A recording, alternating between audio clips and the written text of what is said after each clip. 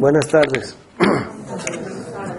Gracias por la invitación. Es la primera vez que la UACM me hace una invitación oficial. Entonces, antes iba a venir, pero siempre surgieron problemitas y ahora, bueno, se dio.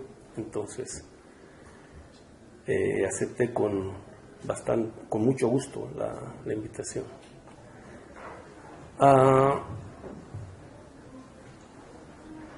Esta exposición va a ser un poquito extraña porque no voy a hacer lo que habitualmente en algunas presentaciones hice acerca de este libro, paradójicamente fuera de México, sino que ustedes saben lo que está pasando en Bolivia. Entonces esta reflexión va a partir, digamos, de las ideas básicas de este libro y las voy a referir o las voy a ejemplificar o las voy a pensar en el contexto de lo que está pasando en Bolivia. Por azares de la vida, del destino, etcétera, me tocó estar allá. Me invitaron a la Universidad Nacional del Altiplano de Puno para dar unas conferencias. Y al volver de Puno, porque es una ciudad fronteriza con La Paz, Bolivia, estaba volviendo por La Paz y ahí pasó todo lo que ustedes ya saben, ¿no? Tenía que tomar el avión para volver acá y se canceló el vuelo, habían bloqueos, todo eso. Entonces eso me obligó a quedarme y ahí vi todo lo que pasó, pues. Entonces soy testigo ocular, por decir, de lo que ha pasado. Entonces, y desde que he llegado acá, estando allá y estando acá, todos los días viendo no solamente las noticias, sino viendo análisis, ¿no? Que van saliendo no solamente en medios como Telesur, Russia Today, Hispan TV, etcétera, sino también artículos que salen en Alainet.org, Rebelión, algunos en La Jornada, leyendo todo, o sea, todo el tiempo, digamos, viviendo y pensando todo esto, porque René Zavaleta Mercado, un de los más insignes pensadores bolivianos, que vive mucho tiempo aquí en México, él decía de que en algunos lugares de América Latina sucede del modo más claro y diáfano lo que nos está pasando a todos o lo que nos va a pasar a todos. Entonces, cuando él decía eso, se refería a Bolivia. O sea, Bolivia en ese sentido es un lugar privilegiado, donde lo que nos pasa a todos, ¿no?, allá sucede del modo más claro. En los demás sucede, pero no tan claro, por decir, ¿no? Entonces, y ahorita lo que está pasando en Bolivia es, digamos, sumamente revelador, no solamente de lo que está pasando, sino de lo que va a seguir pasando en América Latina.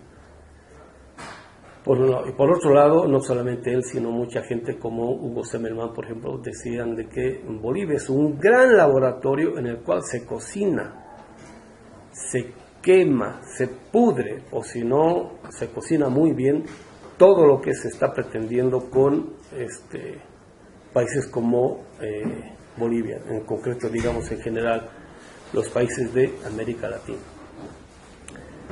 Y para rematar todo esto, decía Zavaleta Mercado de que cuando se quiere conocer lo que sea, no solamente un país, sino también una cultura, o en este caso una región, el momento más óptimo,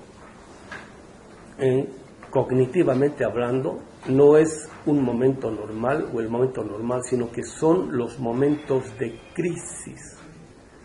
En las grandes crisis es donde se puede conocer a los sujetos sociales, a los políticos, económicos, culturales, etcétera, cómo son, ¿no? Y en Bolivia está pasando eso, pero digamos no solamente al interior de Bolivia, sino también hacia afuera, ¿no? O sea, por ejemplo, ustedes saben, Lula acaba de ser excarcelado y empieza a hacer declaraciones respecto de Bolivia y lo primero que hace es regarla, ¿no? Entonces, Aquí se sabe quién es quién, ¿no? O sea, digamos, ¿qué es aquello que había contenido o contiene en la subjetividad? ¿Qué tipo de intencionalidad? Aquí se ve quién es charro, quién no es charro. Aquí se ve quién es oportunista, quién no es oportunista. Aquí se ve bien quién tiene la careta de morena y quién no, y así sucesivamente. Y se está viendo eso con el caso boliviano, no solamente al interior de Bolivia, sino en general. Y eso se ve en todos los análisis. O sea, la crisis es la forma ideal del conocimiento. Entonces, en esta crisis estamos conociendo no solamente las grandes contradicciones al interior de Bolivia, sino del proyecto que tiene el imperio norteamericano, no solamente para países como Bolivia, sino para países inclusive como el mexicano. Ojo, lo que le pasa a Bolivia le puede pasar a México, ¿no? Entonces, esta reflexión va a ir en ese sentido, ¿no? Desde que he llegado, hice una pequeña declaración, o sea, al calor, al vapor, digamos, de los acontecimientos, y dije que iba a escribir ya algunas reflexiones al respecto, pero bueno, en este momento lo que funcionan son reflexiones cortas, o análisis cortos, así como los que salen en la columna de opinión en la jornada, ¿no? Son 2 paginitas y pico, ¿no? Y este servidor, bueno, aprendí a escribir largo, entonces empiezo a escribir algo, no puedo pasarme de las 2 páginas y de pronto me doy cuenta, estoy en la página 7, 8 al renglón seguido, entonces vuelve a empezar. Entonces, en esta reflexión voy a intentar concentrar algunas de las cosas que estoy pensando a propósito de lo que está esto. Ese va a ser el sentido de la reflexión. Entonces tengo muchas líneas argumentativas, no he privilegiado ninguna de ellas, sino que en parte va a depender de la forma de la reflexión. Primero, ¿qué significa pensar? ¿No? Ahora me traje, ahí están algunos ejemplares para quienes les interese. Esta es la versión venezolana del libro, ¿no? Los que no saben, la edición de Acal está agotada hace rato, ¿no? Son 5.000 ejemplares que imprimieron, se agotó hace rato.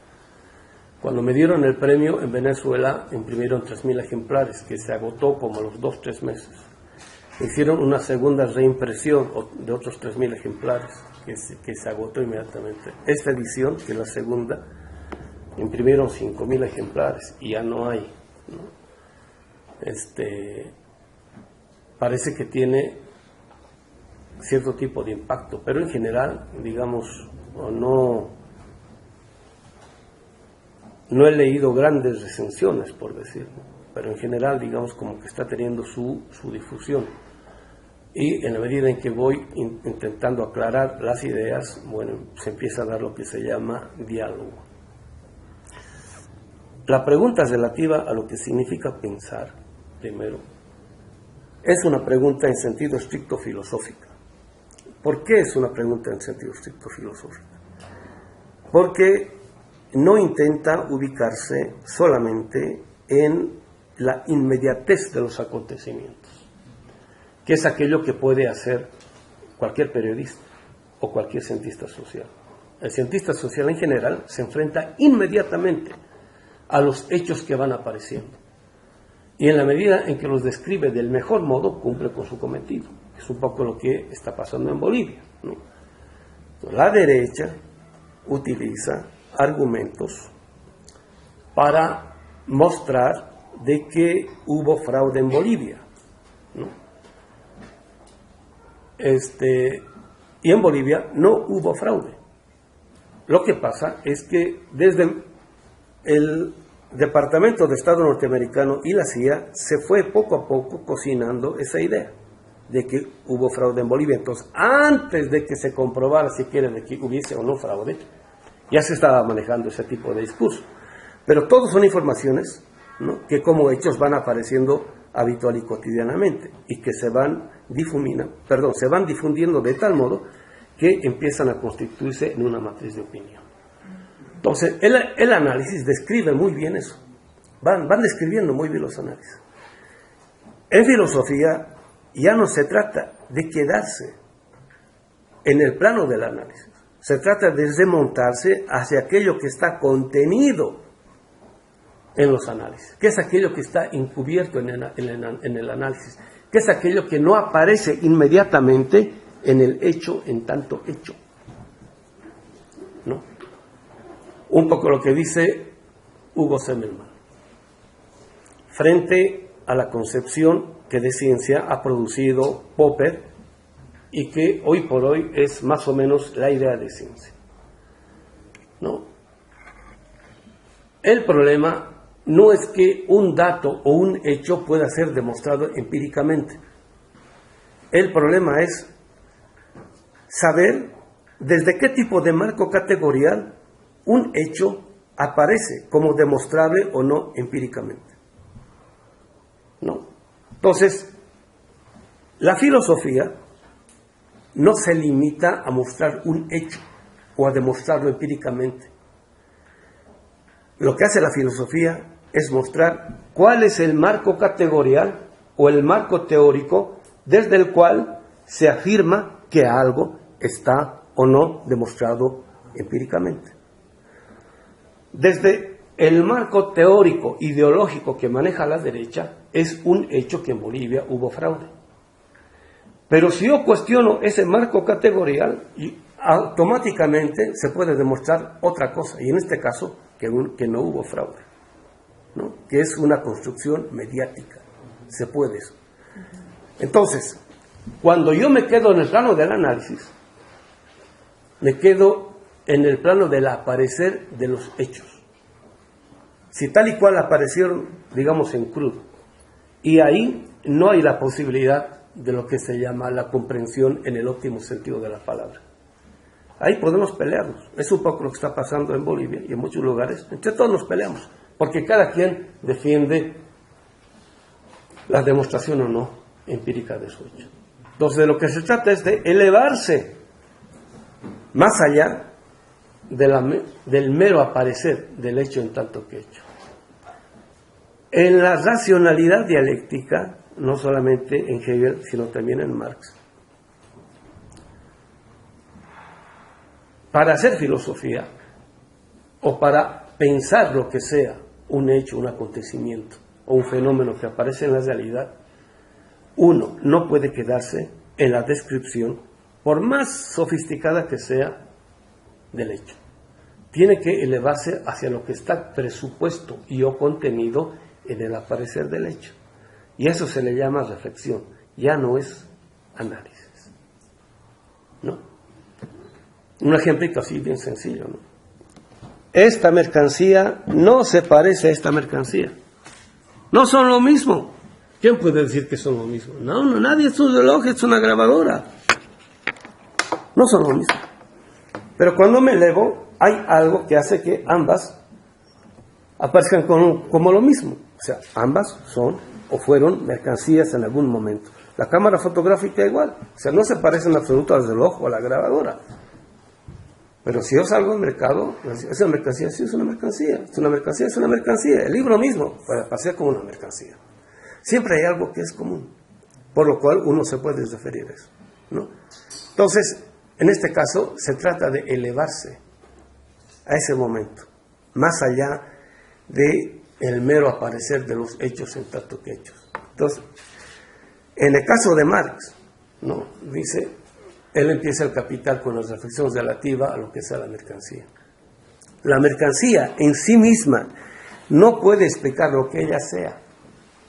Para poder entender lo que sea la mercancía, yo veo la mercancía, estoy viendo ahí el reloj, estoy viendo ahí la grabadora, estoy viendo ahí la cámara fotográfica. Se le pregunta a la cámara fotográfica, tú en tanto que cámara, ¿qué eres? No voy a encontrar ninguna respuesta. Entonces tengo que irme hacia lo que está presupuesto en ella. Marx dice, lo que está presupuesto en toda mercancía es trabajo humano, ¿no? Y no es trabajo humano en general, es un tipo de trabajo. En la mercancía lo que está presupuesto es un tipo de trabajo impago, ¿no? Que es el tipo de trabajo propio del capitalismo. O sea, al trabajador no se le ha pagado lo justo por su trabajo, sino se le ha robado. Eso es un tipo de trabajo que está presupuesto ahí. Entonces, en el aparecer de la mercancía hay algo que está encubierto. Y cuando se remonta más allá de la mercancía, descubre que está el trabajo humano presupuesto. Pero todavía no estamos en el ámbito del pensar ahí. Falta todavía elevarse a un plano. Ese plano se nos aparece, el plano del pensar se nos aparece cuando Marx dice, ¿no?, al capitalista o al moderno, cuando se les aparece un ser humano, se les aparece como objeto, como cosa, como un tipo caído del cielo, ¿no? Entonces dice, como un concepto vacío. Es el tipo de humanismo abstracto propio de la modernidad. O sea, todos son lo mismo, ¿no? Esto empieza, como he dicho en varias conferencias, con Lutero, ¿no?, cuando produce un humanismo pertinente a la modernidad, en la cual dice, todo ser humano es pecador, y por eso injusto, y por eso malo, y por eso no puede ser nada bueno en esta tierra, ¿no? Entonces, cuando yo creo en esa abstracción del ser humano, independientemente del ser humano con el cual yo me encuentre, me aparece como éticamente perverso o con segundas intenciones, o con mal, ¿no? Para el derecho moderno, todo ser humano es delincuente en potencia, a no ser que demuestre lo contrario, ¿no? Esa es la formalización como modernización del derecho moderno que parte de eso. Entonces, no me importa si es del pueblo originario, si es obrero, si es cristiano, musulmán, judío, hindú, budista, de Polanco. No, a priori es malo, listo. Si es varón, es macho, listo. Y si es mujer, bueno, es prostituta, lo que sea. O sea, no hay posibilidad, ¿no?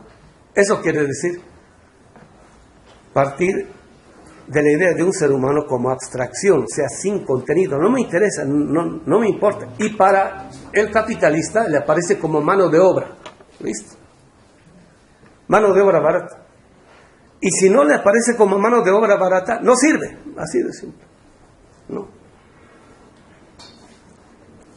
Entonces dice Marx, ¿no?, yo me puedo elevar del ámbito de la reflexión al ámbito de lo que sea pensar cuando me remonto hacia aquello que está presupuesto en el aparecer del ser humano. ¿Qué es aquello que está presupuesto en el aparecer del ser humano? ¿No? O sea, no es un concepto vacío, no es abstracto, sino que tiene contenido. Y el pensar, como pensar aparece cuando me pongo a tematizar eso que está contenido en el aparecer de la corporalidad sentiente con la cual todo ser humano aparece. Entonces, recién puede ingresar al ámbito de lo que sea el pensar. ¿Qué significa pensar? Pensar significa ser capaz de elevarme con la razón hacia lo que está presupuesto y contenido en todos los apareceres con los cuales yo me enfrento habitual y cotidianamente en el mundo de la cotidianidad. ¿Sí se entiende? Por eso piensa, todos en el mundo de la vida cotidiana hablamos de pensar, ¿qué estás pensando?, ¿no?, etcétera. Pero en sentido estricto eso no es pensar, ¿no? Por eso este servidor pasó de la ciencia social a la filosofía, porque quería pensar. Hizo ese pasaje. Y cualquier cientista social puede hacer eso. Lo único que necesita es aprender un marco categorial que le permita hacer eso, ¿no? Uno de esos es Marx.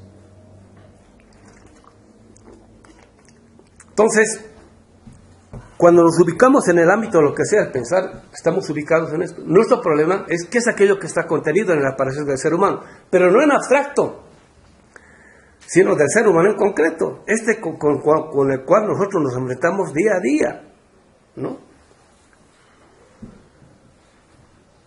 Si yo vivo en Polanco o en Las Lomas, me enfrento con ese tipo de humanidad, que básicamente es el 10 o 20% de la población del planeta, ¿no? Chavos que les sobra el dinero para tirarlo en cualquier fin de semana, ¿no? No tienen al respecto ningún problema. Pero ¿qué pasa cuando mi habitualidad me enfrenta a seres humanos, digamos tipo Iztapalapa, tipo Ciudad Neza, los pueblos originarios, barrios marginales, villas miserias, en las cuales el hambre, la injusticia, el sufrimiento, etcétera, etcétera, es el pan de cada día, ¿no? Entonces el tipo de tematización no puede ser el mismo. Ya no puede ser el mismo. Entonces, esta reflexión nuestra surge cuando nos damos cuenta de que lo que sea el pensar producido hasta después de Heidegger es un pensar que parte de lugares como la Roma Condesa, las Lomas, ¿no? Y que tiene poco que ver con lo que habitual y cotidianamente nosotros, los jodidos, nos enfrentamos día a día. Tiene poco, nada que ver, ¿no? Y el problema es cuando nosotros, los jodidos, los que padecemos día a día las políticas del imperio y del capital transnacional, cuando queremos entendernos con ese tipo de reflexión producida en primer mundo, digamos Nueva York, ¿no? Miami, París, Londres, con ese tipo de ideas que han producido en ese tipo de espacios, queremos entender nuestros problemas. No se puede. No se puede, ¿no? Y llegamos al final como que, no, si el compañero Evo Morales, o el compañero Chávez, o Fidel, han hecho lo que han hecho es por egoísmo, ¿no? Por egoísmo, sí. Así por el prójimo, no, olvídense, eso no existe, porque el ser humano es malo por naturaleza. No, el compañero está bien enamorado que de una muchacha, todo eso, le dice, ¿por qué estás con esa mujer? No, que es una compañera luchadora. No, olvídate, eso no existe. O a la compañera, ¿no? ¿Y por qué estás con ese que dice que es bien marxista, bien comprometido? No, olvídate, es un macho patriarcal igual que cualquier otro. No existe, olvídate. Entonces, si el bien no es posible, entonces este infierno es el único mundo que nos toca. Y al final mucha gente de la izquierda cae en eso. Estamos viendo en Bolivia. Mucha gente de la izquierda que se ha dado la vuelta. Gente comprometida, que este servidor le ha servido de ejemplo. Ahora están justificando la barbarie fascista de esta derecha fascista, defensora de una democracia fascista, hay que decirlo con nombre y apellido, ¿no? Que no tienen el más mínimo rubor en imponer su tipo de democracia, ¿no? A sangre, bala y fuego.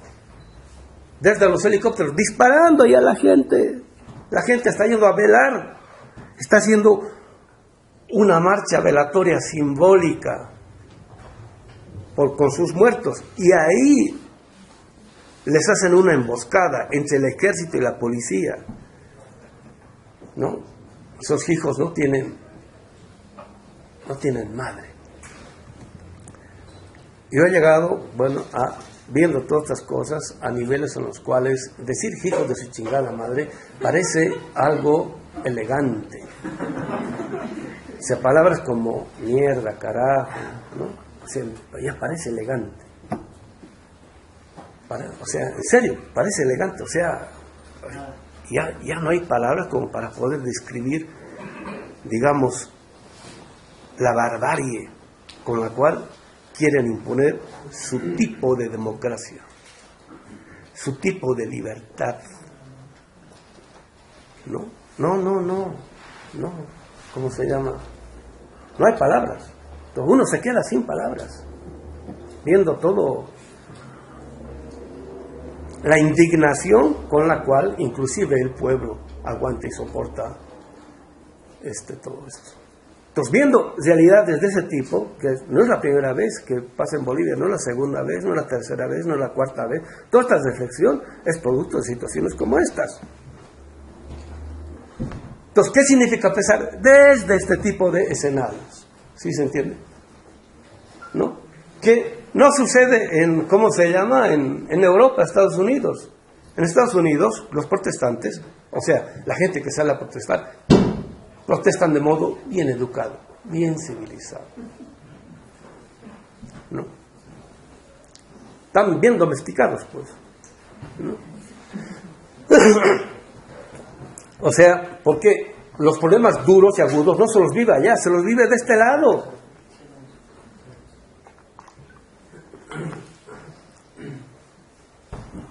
El ninguneo, que fíjense, parte de, no diré, es que ya no hay palabras, porque ya no es un racismo típico, clásico. Decir racismo intelectual sería, no sé, un eufemismo, algo así. Pero, fíjense, mucha gente de izquierda, ¿no?, que dice que ha ido a la universidad, ¿no?, y que han estudiado todo eso, están profundamente resentidos porque un indio que ni siquiera ha terminado la o la prepa, ¿no?, gobierna, y gobierna mejor que ellos. Dice, ¿cómo un indio va a ser presidente de este país? Ex empleadas de casa, ex sirvientas, que tampoco han terminado el colegio o la prepa, sean ministras. Así, ¿cómo? No han estudiado, no están preparadas. Si no están preparadas, ¿por qué han producido un gobierno de cerca de 13 años? No solamente en el cual ha habido estabilidad económica y política, sino que ha habido crecimiento económico, ¿no? O sea, compañeros, para ser un buen político, para administrar bien un país, no es necesario ir a la universidad. Qué herejía que estoy diciendo, ¿no? No es necesario ir a la universidad, ¿no? Lo que es necesario es tener un compromiso con el pueblo. Eso sí ha sido fundamental. Y con todos los errores que ha cometido Leo, porque la has regado. Por ejemplo, enviar a sus militares y a sus policías generales a los Estados Unidos, supuestamente para que se vayan a actualizar en el manejo de armamento moderno. Ingenuidad, pues, ingenuidad total, porque ahí, ¿no?, los han agarrado y les han dado la vuelta al cerebro durante 3 años y los han volteado. ¿Ya? Entonces vuelven preparados como para hacer las barbaridades que están haciendo. Todos nuestros gobiernos están cometiendo la ingenuidad de formar a los altos mandos militares en la Escuela de las Américas, y el pueblo paga por eso. El pueblo paga para que, en Bolivia se dice mancagastos. Mancagasto quiere decir el que come sin haber trabajado, ¿no? El que recibe salario y no ha trabajado para producir ese salario. Entonces, qué bien producen los militares y los policías para la economía nacional, ¿no? Entonces, el pueblo paga eso, los equipara muy bien, ¿no? Y encima de eso, nuestros pueblos, nuestros gobiernos progresistas los mandan a los Estados Unidos para que les laven el cerebro, vengan y hagan las barbaridades que están haciendo. En declaraciones de hace días, no es del tiempo de Pinochet, de hace días. Policías, los comandantes de las policías, ¿no?, que les preguntaban, ¿y por qué están haciendo todo lo que están haciendo en Chile? Y decía el comandante de los policías, Chile está padeciendo una gran enfermedad. Hay un sector de la población que está con cáncer. Y nosotros lo que nosotros estamos haciendo es dar una terapia de quimioterapia para exterminar a esa parte del cáncer que tiene la población chilena. O sea, al pueblo que está protestando, los ven como el cáncer. ¿Eso se le ha ocurrido de la noche a la mañana? No, eso es doctrina del Departamento de Estado norteamericano. O sea, supuestamente es un gobierno progresista, popular, nacional, pero sigue enviando, ahí está el problema de la colonización, sigue enviando a sus a sus generales para supuestas actualizaciones en los Estados Unidos, ¿no? Y ahí ya está lo que, ¿no? En todo lo que ha hecho la policía, desde el principio, yo lo veía. Era, no, nosotros somos el pueblo, ¿no? Cuando el Evo estaba todavía en el gobierno, no, nosotros somos el pueblo, parte del pueblo, no, nosotros no podemos salir a hacer nada en contra del pueblo, ¿no? Y además este gobierno nos ha tratado mal, no nos ha equipado, no nos ha dado, ¿cómo se llama?, buenas prestaciones, nuestro salario no está a la altura de un buen salario decente, etcétera, etcétera, todos, hasta que lo bajan al Evo, ¿no? Renuncia el Evo y inmediatamente esa misma policía que dice que era popular sale a reprimir al pueblo. Todo estaba muy bien preparado. O sea, no es una... Nuestras derechas no son tan inteligentes como para hacer esas cosas. Está recontra demostrado. Hay un protocolo que se aprenden todos y lo siguen. Y paralelamente, ¿qué sigue? ¿Qué continúa sucediendo en la ciudad? Esta es tal vez la reflexión más dura, ¿no? Hagan de cuenta Bolivia acá, ¿no? Vamos a suponer, ¿no? Estoy en un terreno virtual, ¿no? Vamos a suponer de que no solamente el AMLO hace una buena gestión, o que le dejan hacer una buena gestión, en el cual, digamos, se empieza a eliminar las causas de las guerritas estas entre el narco y los paramilitares y los asesinatos y los feminicidios, etcétera, etcétera, vamos a suponer. Y que es capaz de armar una estructura burocrática que permite una viabilización del desarrollo de la economía en la perspectiva de su recuperación. Vamos a suponer de que Pemex empieza a ser parte otra vez del pueblo mexicano, etcétera, etcétera. Entonces, como ven la posibilidad de esa buena gestión, entonces, pues, ¿por qué no continúa el AMLO, el gobierno? Sería bueno, ¿no? Pero pues, la Constitución no lo permite, ¿no? Entonces, hagamos un referéndum, ¿no? Y en el referéndum gana la repostulación, ¿no? Entonces, de pronto dice el AMLO, bueno, como el pueblo quiere que siga, entonces me voy a volver a repostular para la siguiente gestión. Y ahí empiezan a salir todas las clases medias en contra del AMLO, ¿no? En el siguiente sentido, si quiere reelegirse es porque quiere perpetuarse en el poder, y si quiere perpetuarse en el poder es porque él ya tenía las intenciones de ser un dictador más, porque la teoría moderna de la democracia dice de que ningún gobierno puede reelegirse más allá de lo que está contenido en la Carta Magna, ¿no? Independientemente de que haya hecho una buena o mala gestión. Lo formal es de que es éticamente perverso cualquier tipo de gobierno que quiera estar, no diré eternamente, en el poder, porque eso es imposible, porque uno tendría que ser, ¿cómo se llama?,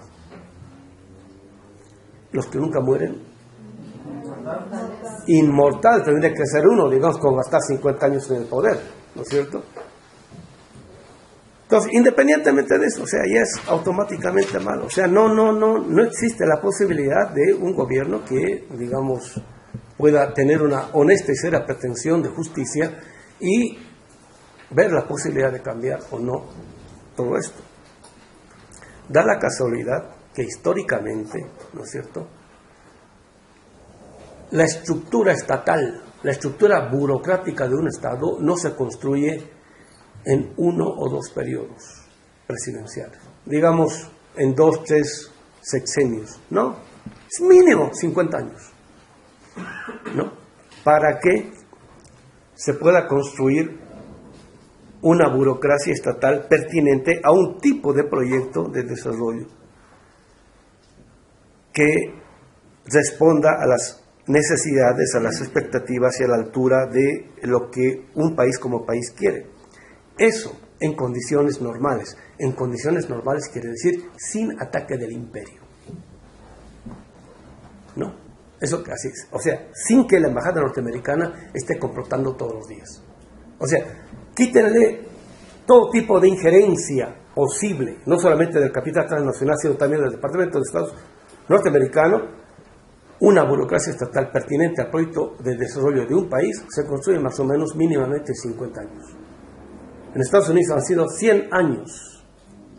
Ha sido todo el siglo XIX. Empezó fines del siglo XVIII, es cierto, pero fue durante todo el siglo XIX, en el cual Estados Unidos produjo un tipo de Estado, al cual se le llama el Deep State. ¿No?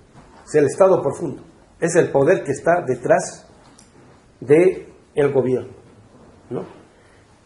Cuando, fíjense, en un siglo produce el Deep State, entonces el gobierno norteamericano puede darse el lujo, ¿no?, de producir una pantalla de la alternancia, en la cual cualquier candidato que quiera asumir a la presidencia norteamericana, lo primero que tiene que hacer es someterse a los dictámenes del Deep State.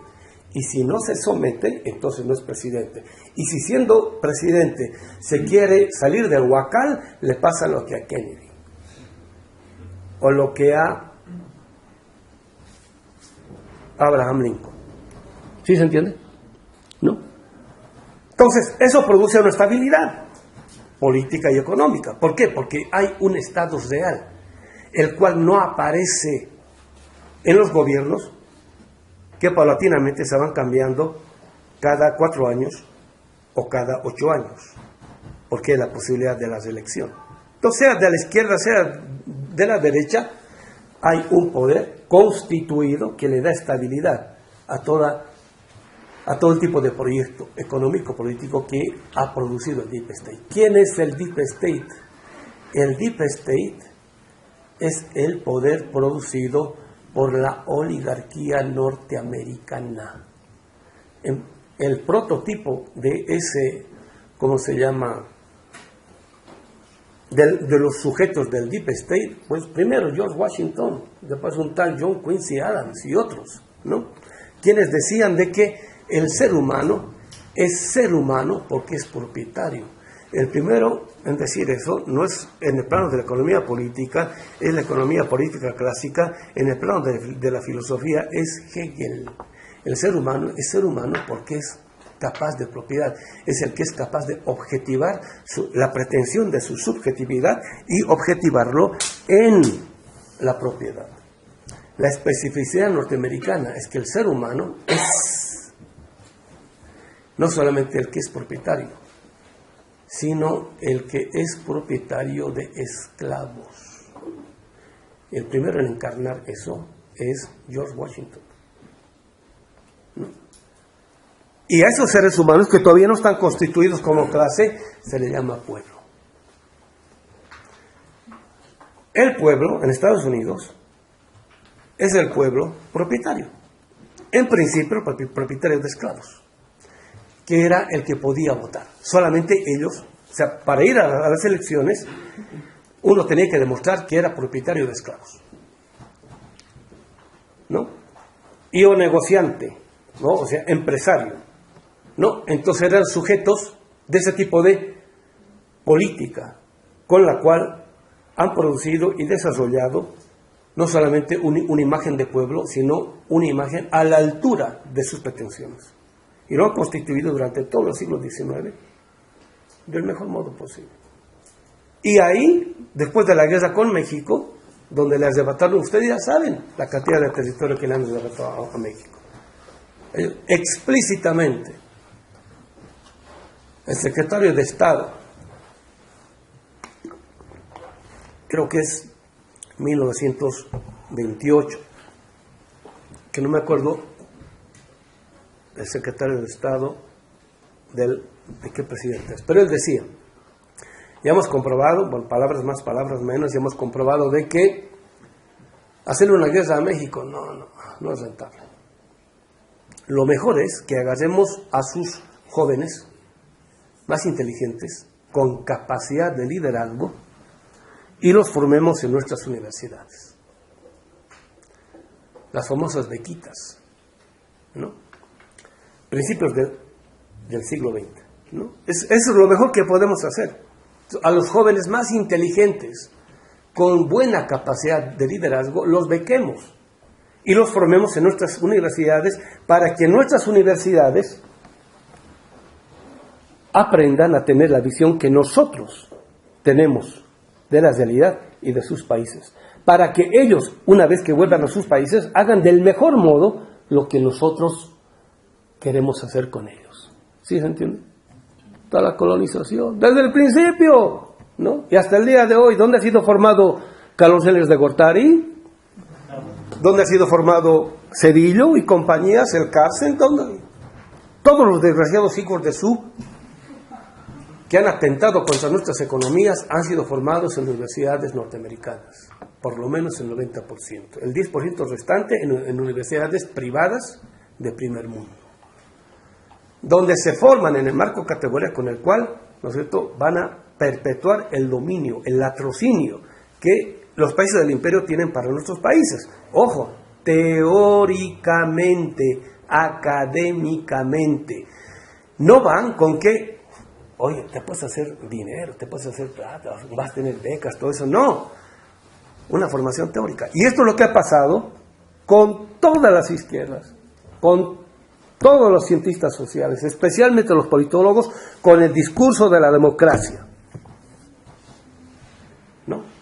Entonces, han difundido de tal modo la idea de lo que significa la política moderna y la democracia moderna, en el sentido de que un país es bueno o sea democrático. Toda teoría, todo marco categorial implica siempre un criterio de demarcación y en última instancia es ético o moral.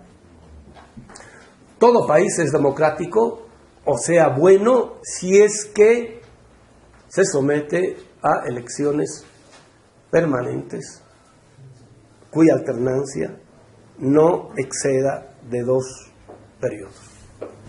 Si excede eso, es dictatorial. ¿Listo? Y lo que sucede es que este privilegio que tuvo Estados Unidos de constituirse en Estado real durante todo el siglo XIX, nosotros no lo tuvimos desde el principio, porque no solamente atentaron contra la formación de nuestro Estado los españoles, sino también los ingleses y ahora los norteamericanos. Para eso sirve toda la historia de América Latina. O sea, yo no me puedo quedar en el aparecer del hecho como él aparece, tengo que remontarme hacia aquello que está presupuesto. No solamente hay una historia de confabulación, sino hay una teoría que ampara eso, que argumenta, que justifica con argumentos por qué es que nuestros países no pueden constituirse en estados reales, sino solamente en estados aparentes. Porque el caso de Bolivia, guay que intentemos convertirnos en estados reales. El estado real quiere decir que el pueblo en tanto que pueblo, su constitución en tanto que constitución, su parlamento estén funcionando a favor del pueblo. Eso es peligroso y hay que destruirlo. ¿Y qué argumento se utiliza? Bueno, para poder constituir un estado nuestro en estado real, no es suficiente 2, 3, 4, 5 periodos. O sea, mínimo, te estoy diciendo, 50 años. Bueno, ya, por lo menos 30 años ya. Esto se puede haber cambiado porque tiene que ser un cambio generacional. Toda la burocracia actual, no solamente en México, sino en todos nuestros países, se han formado en el momento más crudo, más duro de difusión del modelo neoliberal. No solamente en el plano económico, sino también en el plano jurídico. Todos tienen en su cabeza la visión neoliberal que de derecho, que de economía, que de política debe tener un país. Todos están colonizados. Listo. Y con argumentos. Tal es así que hasta Lula, el error del Evo, ha sido querer postularse para una nueva administración. Entonces, si le pasa eso a la Angela Merkel, ¿quién dice algo? Nadie dice nada. La Angela Merkel ya gobernó 14 años y va para una nueva gestión. Y hay otros casos. ¿Quién dice algo? No dice, nadie dice nada. Ah, pero si el indio quiere hacer eso, ese es, digamos, el dictador por antonomasia, ¿no? Digamos, qué sé yo, el que se quiere robar y adueñar del poder, ¿no? No, ya, que lo haga, qué sé yo, Slim, ya, bueno, y pasa, pero un indio, no, ¿cómo pues? No, está el racismo, o sea, no puede, y es más, bueno, ya, porque hay indios que han ido a la universidad, han estudiado doctorado y ahora han llegado hasta el doctorado y ahora son de derecha, porque la academia latinoamericana es de derecha. Es de derecha quiere decir, toman como si fuese verdadero todo el marco de categoría que se ha producido y se siga produciendo en Europa y Estados Unidos. Eso quiere decir, porque todo eso conduce a la justificación, con argumentos de que eso que se produce allá es bueno, y en consecuencia hay que aplicarlo en esa parte del continente y o del planeta, ¿no? Entonces, estaba poniendo un ejemplo mientras me traían acá algunos compañeros. Mucha gente que ha luchado de izquierda, así bien comprometidos, que eran de Iztapalapa, o sea, de esta zona, porque en Iztapalapa también está cerca de Iztacalco, por ahí son zonas más tranquilas, ¿no ve? Pero sí, de Iztapalapa, de Ciudad Netza, ¿no? Y en la medida en que han estudiado, se han metido en la política, todo eso, pues han empezado a tener, ¿cómo se llama?, un poco de ingreso, poco de dinero. Y en la medida en que, digamos, se han elevado económicamente, se van pues de acá. ¿Dónde se van? Mínimo a la Condesa, ¿no? A las Lomas. Pero si pudieran irse a, ¿cómo se llama?, a Polanco, ¿no? O a las Lomas, se van, ¿no? Y en Bolivia del Alto se han ido hacia las zonas donde está la gente de clase media para arriba, ¿no? Déjenme decirles, compañeros, yo siempre digo, no es nomás consumir cualquier mercancía. Primero decía eso, después decía, no es nomás leer cualquier librito, compañeros. No, en muchas argumentaciones hay veneno escondido. Ya no encuentro yo otras palabras. Justo antes de que pasara todo esto, estaba haciendo unas reflexiones relativas al lenguaje en Walter Benjamin. O sea, ahora estamos así pensando el tema en serio, porque no podemos referirnos a la realidad nueva con las mismas palabras con las cuales la realidad que queremos superar se entiende. No. Necesitamos construir otros conceptos y categorías con los cuales poder referirnos a lo nuevo. Esta es una reflexión relativa a la filosofía del lenguaje, que el pensamiento decolonial no lo ha hecho. ¿Por qué? Por ingenuos. Ya está. Mucha gente, ¿no?, dice que decolonial ha caído en este discurso de la democracia, ya no solamente liberal, sino neoliberal, ¿no? Que dice que si es que un gobierno, por más popular que sea, por más exitoso que sea, a nivel mundial, uno de los mejores índices de desarrollo que ha demostrado a nivel mundial es el del Evo, con todos sus problemas, sus limitaciones, ¿no? Y esta izquierda formal, o sea, sin contenido, eso le interesa poco o nada. Lo único que le interesa es cumplir con la teoría. La teoría dice que para que un país sea bueno, tiene que ser democrático. Democrático dice que tiene que estar renovándose, tiene que estar en una alternancia política cada 4 años, cada 5 años, cada 6 años, dependiendo del país. Si no, es malo, ¿no? Aunque sea bueno con el pueblo. ¿Sí se entiende? ¿No? O sea, no le interesa el contenido, pero le interesan las formas. Por eso es bien formal. ¿Sí se entiende?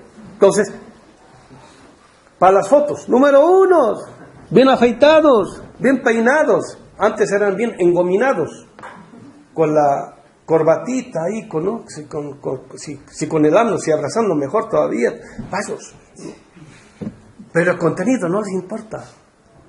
No les importa el contenido. El pueblo estaba saliendo de la miseria. Estaba saliendo de la miseria. Nunca, en estos 14 años, el ejército había salido a las calles. ¡Nunca! ¿No? Entonces, ahora, como no está cumpliendo con la forma, automáticamente es malo, es perverso, es lo peor. Dictador, o sea, los adjetivos peores que ustedes se pueden imaginar. Y por eso yo me alegré cuando México decidió darle el asilo al Evo. Porque si se hubiese quedado el Evo, le hubiesen hecho lo que a Muammar Gaddafi.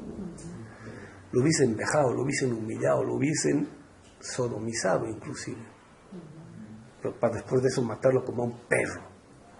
Porque es así como nuestras derechas oligárquicas ven a nuestros luchadores como a perros, y si los pueden humillar para poner como ejemplo para todos los demás, lo hacen sin el menor asco posible. Si esto es así, compañeros, es ingenuo querer pensar nuestras realidades desde el marco categorial que desde hace 500 años va produciendo el dominador. ¿Sí se entiende? Entonces la pregunta, ¿qué significa pensar desde América Latina? Primero, nuestra realidad, la que nos duele, la que nos lacera, la que no nos gusta, la que huele mal, a sudor, producto del trabajo, pues. El indio no es guapo, la mujer no es, la india no es guapa porque se la pasa trabajando desde que sale el sol hasta que se oculta. No tiene tiempo para, como las de Polanco, a las 90, 60, 90, no tiene tiempo para estar, ¿cómo se llama?, financiando las máscaras, porque son literales máscaras, ¿no? Como esta señora, ¿cómo se llama?, Áñez, ¿no? Ella va a cualquier lugar de Europa, Estados Unidos, le dicen India. Yo lo sé porque yo he vivido ahí, ¿no? Le dicen India. ¿Por qué? Porque tiene cara de India, pues. Así se tiña las raíces. Los pueblos originarios están orgullosos de sus raíces, por eso no se tiñen el pelo. Cualquier persona que dice ser decolonial o popular y se tiñe el pelo, ya está con otra contradicción, compañeros. ¿No ve? Hasta esos detallitos podemos ir llegando finito. Poco a poco. ¿No? Entonces, ¿qué significa pensar? Bueno, la miseria nos aparece a cada rato, a cada momento. Y no es de ayer. No es desde hace una semana, no es desde hace un mes. Este servidor, desde que tiene uso de razón, está enfrentado a esa realidad. ¿Cómo no pensar desde ahí? ¿Es enajenación? Es enajenación. Negar esa realidad, ¿no? Como si no existiera. Existe. Y mínimamente es el 60% de la población mundial, ¿no? O sea, hay que irse a las estadísticas demográficas, ¿no? El pueblo que está en franco proceso de pauperización es mínimamente la mitad. Proceso de pauperización quiere decir, no es que sean pobres, sino que siguen siendo pobres y van a seguir siendo más pobres todavía. Eso quiere decir proceso de pauperización. O sea, mínimamente el 50%. Y junto con ese 50% está jalando a un 25%. ¿No? O sea, 70%, ¿no? Puede ser optimista. Y ese otro 30%, para que no lo jale, entonces tiene que derechizarse. Entonces, defender el acceso al tipo de consumo que ellos tienen, quiere decir ponerse en contra del pobre. Y eso ya no es solo en el ámbito de la política, es también en el ámbito de la teoría, ¿no? Entonces empiezan a aparecer cualquier cantidad de habladores, ¿no? Disque marxistas, disque de izquierda, etcétera, etcétera, ¿no? Cuyo argumento o crítica, entre comillas, no le hace la menor cosquilla a los poderes reales, del imperio y del capital transnacional.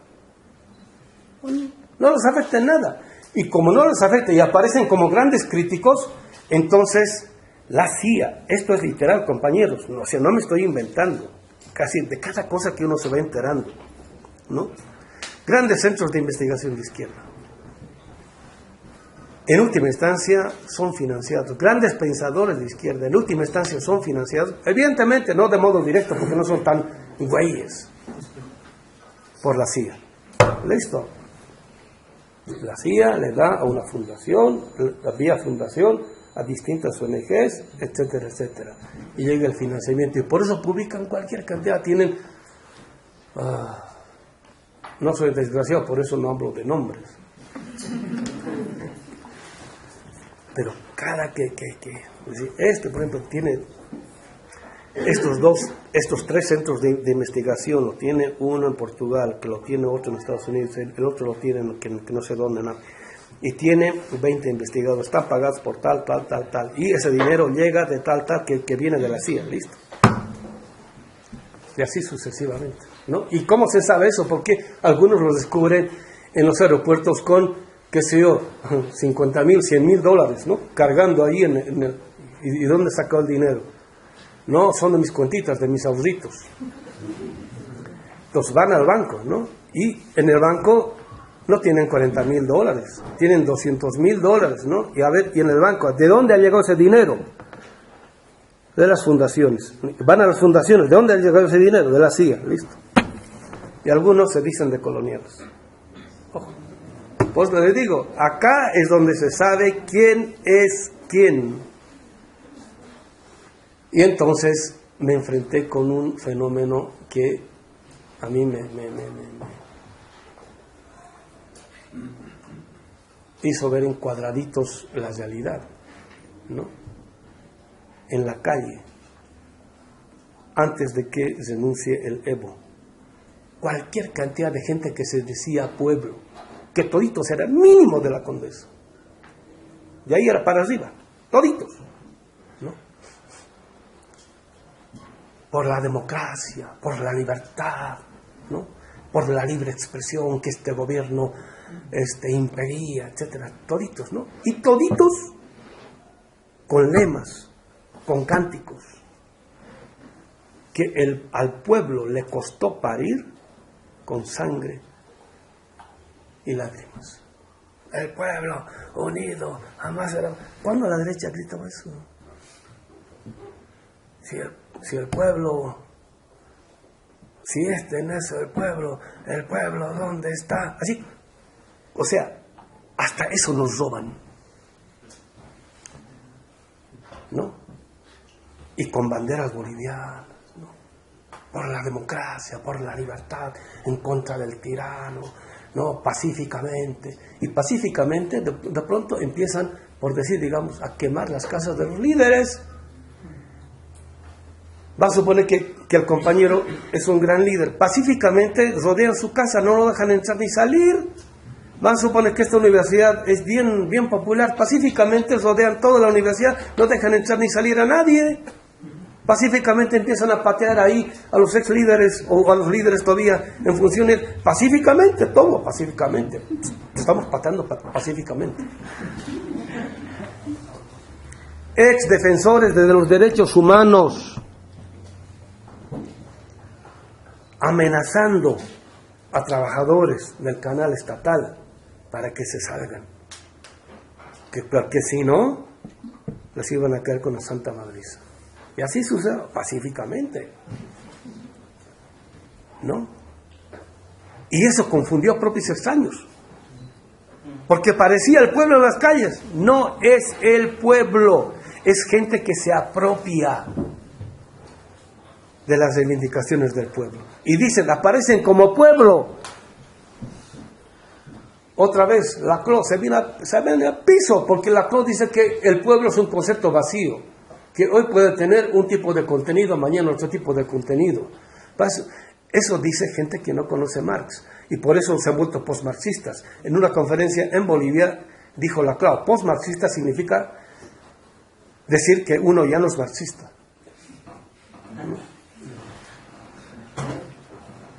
Marx muestra muy bien lo que le pasa al pueblo, a una sección del pueblo que tiene conciencia burguesa. El pueblo o una sección del pueblo se puede aburguesar. A eso le dice Marx en los Grundrisse, el pueblo con conciencia social, con conciencia de individuo liberal, con conciencia egoísta, que lucha sí, pero solo por reivindicaciones corporativas. ¿No? Se ha apropiado de los lemas de gran parte del pueblo. Ya salí, y hasta la COP, la Central Obrera Boliviana, han visto eso, han dicho, están cantando nuestro lenguaje, o sea, son los nuestros. Están diciendo lo mismo que nosotros hacíamos, el pueblo unido, jamás será vencido, y así, ese tipo de cosas. ¿Cómo es posible? Hasta la Central Obrera, los mineros. No, Evo, hasta el pueblo, escucha al pueblo.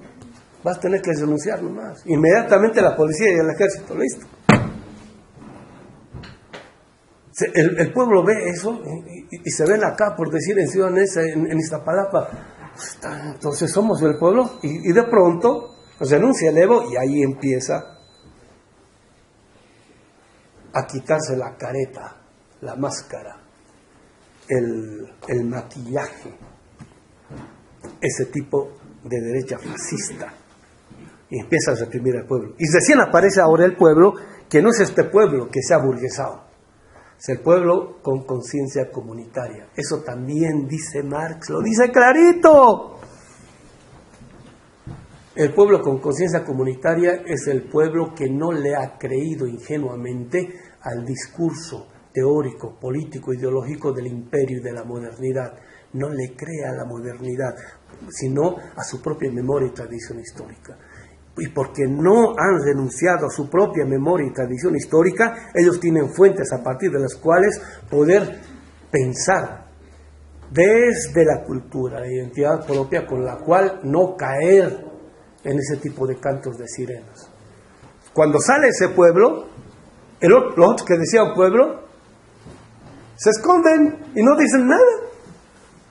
Está bien, realmente masacres, realmente dictadura, atropellos de los derechos humanos, etcétera, etcétera. Se está viendo todos en la calle y no dicen nada.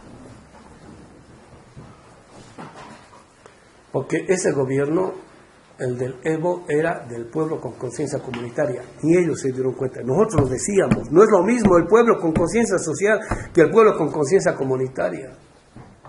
No es lo mismo. La izquierda no llegó a eso. Tiene otra cosmovisión de lo que sea la realidad. El contenido que está presupuesto en el aparecer de ese pueblo no es el contenido de la modernidad, no es esta idea de que el ser humano es egoísta por naturaleza, no, es la idea de que el ser humano es ser humano cuando da la vida por el pobre, por el huérfano, por la viuda, por el extranjero, por la Pachamama.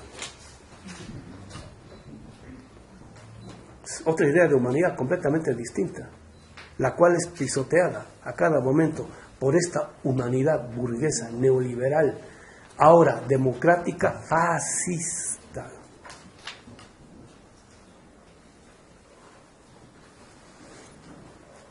Y entonces ahí vemos cómo se cinde el pueblo.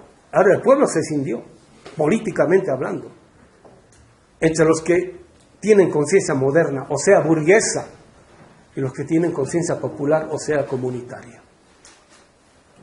Y esto que andábamos manejando como hipótesis hace rato, ¿no?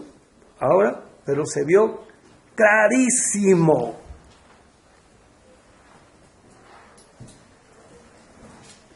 Y entonces aflora otra vez esta contradicción. Mientras nuestros estados no se constituyan en estados reales, vamos a seguir siendo no solo estados aparentes. Estado aparente quiere decir, todas nuestras políticas van a ser monitoreadas, dirigidas, conducidas por el poder real, que es el Deep State norteamericano. Pero yo no estoy hablando solamente en tanto política, ahora en cuanto a teoría, porque han utilizado un tipo de teoría. En este caso, la teoría política. contemporánea, cocinada, desarrollada, impulsada, difundida masivamente en la década del 90 fundamentalmente. Esto empezó en la década de los 80, cuando se hace el pasaje literal de la economía de mercado liberal a la neoliberal, en la cual hacen desaparecer a toda nuestra clase obrera. Cuando desaparecen todos nuestros aparatos productivos. Déjenme decirles, a este servidor le tocó ver todavía en el 88 las calles del centro donde no había fayuca en las calles. A partir del 90 empezó a aparecer cualquier cantidad, porque eran todos los despedidos. Todos los despedidos. Empezó a aparecer cualquier cantidad de fayuca. Y era tal lío, tal problema, bueno, que el AMLO tuvo que hacer algo como para que no obstaculicen, digamos, todo el desmadre que había en el centro, ¿no? Pero paralelamente, ¿qué pasa? El modelo neoliberal sirve para transnacionalizar a la poca burguesía nacional que todavía había en nuestros países.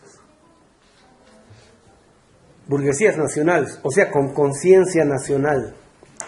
Burguesía nacional quiere decir la que no solamente invertía en el país, sino que impulsaba políticas burguesas, pero todavía defendiendo el mercado nacional, ¿no? Entonces, cuando se transnacionaliza todo eso, desaparecen nuestras burguesías nacionales. O sea, los verdaderos dueños de las empresas ya no es el capital nacional, sino es el capital transnacional. O sea, les vacían de contenido a nuestras burguesías. Nuestros empresarios ya no dirigen empresas propias, mexicanas, sino que administran, ¿no?, empresas cuyos dueños están en el centro.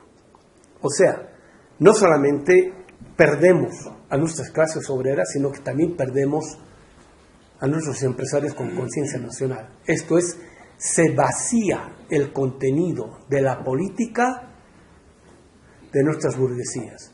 Ahora, quienes hacen política ya no son nuestras burguesías, ellos administran la política que la producen en el imperio. Fondo Monetario Internacional, Banco Mundial y la CIA, el Departamento de Estado norteamericano. Listo, se acabó. Ellos son quienes producen ahora la política y nuestras burguesías lo único que hacen es administrar eso. O sea que ni las políticas nacionales de derecha son políticas nuestras. Listo. O sea, somos meros estados aparentes. Y nuestros ciudadanos, nuestros pobladores, cuanto más se modernizan, subjetivamente apoyan más este tipo de política, no solamente política, sino también académica. Se van impulsando y desarrollando nuestras propias academias. No, lo último que se ha producido en Europa es esta corriente teórica, eso hay que traer. Como si pensaran desde nuestros problemas, ¿no? Pero cuando queremos impulsar y desarrollar este tipo de pensamiento, ¿no es cierto? ¿Y quién es ese? ¿Quién es? ¿No? Entonces, por eso este pensamiento es marginal en el sentido de que surge desde fuera de la academia, igual que Marx, ¿no? Entonces parece una nota anecdótica, pero tiene que ver con todo esto. Este servidor hasta ahora no tiene universidad que le ampare o cobije académicamente. ¿Listo? Ando como nómada de aquí por allá, viendo dónde es que puedo desarrollar este tipo de pensamiento. Porque él es incómodo a cualquier academia que se ha establecido, que se ha estandarizado, que es afín a las políticas de dominio que el imperio ha impuesto. Siguen poniendo con la impunidad más impune que ustedes se pueden imaginar. Sigue, todos los días. Mientras tanto, ¿qué hacemos, compañeros? ¿Qué significa pensar desde América Latina? Es una invitación a eso. Entonces, este librito es producto de una reflexión sostenida en la cual intentamos producir un nuevo marco categorial. Toda la década del 90 hasta el 2012 más o menos, ¿no? Y la formalización de eso es esto. Y desde ese entonces ha ido creciendo, sigue desarrollando. Tengo 4 libros en lista de espera, ¿no? Que espero en breve publicarlos. Pero así están ya, digamos, el mosquito está más o menos terminado. Falta que me siente y hay condiciones, tienen que haber condiciones para terminar de redactar, porque esto sigue. Y con esto que está pasando ahora en Bolivia, no ha pasado, está pasando, sigue sucediendo. Este gran laboratorio en el cual muchos fenómenos que veíamos de modos espectrales ahora se han mostrado en toda su barbarie, ¿no? La racionalidad moderna, por constitución, ella es violenta, es feminicida, es fratricida, colonizadora, ¿no? Y por ello es que nos va, eso es lo que está detrás. Detrás no está el colega o la colega, no. Está una racionalidad que le da sentido a un tipo de acción suicida en última instancia, dice Hinkelhammer. Todo asesinato en última instancia es un suicidio, en ese sentido, ¿no? Mi humanidad depende de tu humanidad, de la humanidad de cualquier ser humano, pero también depende de la Pachamama, ¿no? Y si no soy consciente de eso, todo lo que hago en última instancia es en contra de mi humanidad. Ubicarse en ese tipo de problemática quiere decir haber arribado a lo que sea el pensar, que es el terreno propio en el cual la razón como razón, cuando se pone a pensar, a tematizar de verdad lo que es la realidad, entonces lo hace. De lo contrario, es mero discurso ideológico. Muchas gracias.